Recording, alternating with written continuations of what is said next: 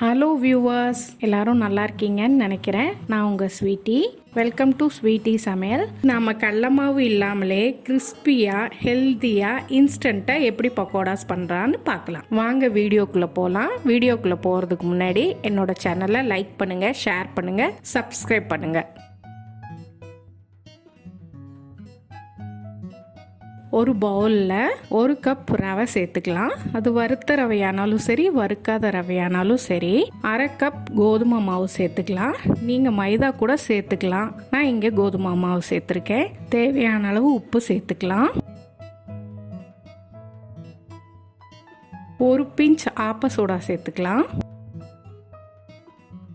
எல்லாத்தையும் நல்லா கலந்து விட்டுறலாம். ஒரு மீடியம் சைஸ் வெங்காயம் சாப் பண்ணி ஆட் பண்ணியிருக்கேன்.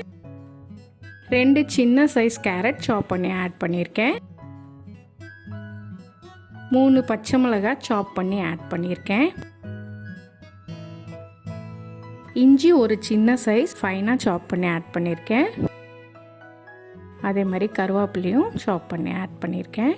கொஞ்சம் மல்லி இலை கூட நீங்கள் சேர்த்துக்கலாம். அதில் புளிப்பில்லாத தயிர் ஒரு 1/2 கப் சேர்த்துருக்கேன். பாருங்கள், எல்லாத்தையும் நல்லா மிக்ஸ் பண்ணிக்கலாம். அதில் தேவையான அளவு தண்ணி கொஞ்சம் கொஞ்சமாக சேர்த்து கலந்துக்கோங்க. தண்ணி அளவாக ஊற்றணும், கட்டி இல்லாமல் நல்லா பிசைஞ்சுக்கோங்க. சப்பாத்தி மாவு மாதிரி பிசைஞ்சுக்கோங்க. நல்லா கலந்து இந்த பதத்துக்கு கொண்டு வந்துக்கோங்க.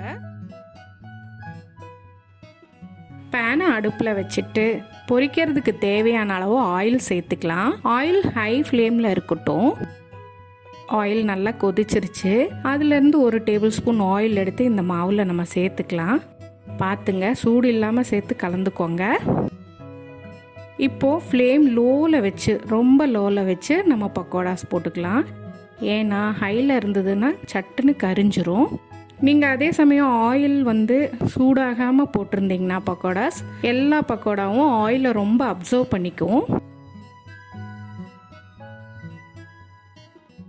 பாருங்கள், ஒன்றா திருப்பி விடுங்க. 2 மினிட்ஸ் இருந்தால் போதும். அப்படியே ஒன்று திருப்பி பார்த்துட்டு அப்படியே நம்ம திருப்பிக்கலாம்.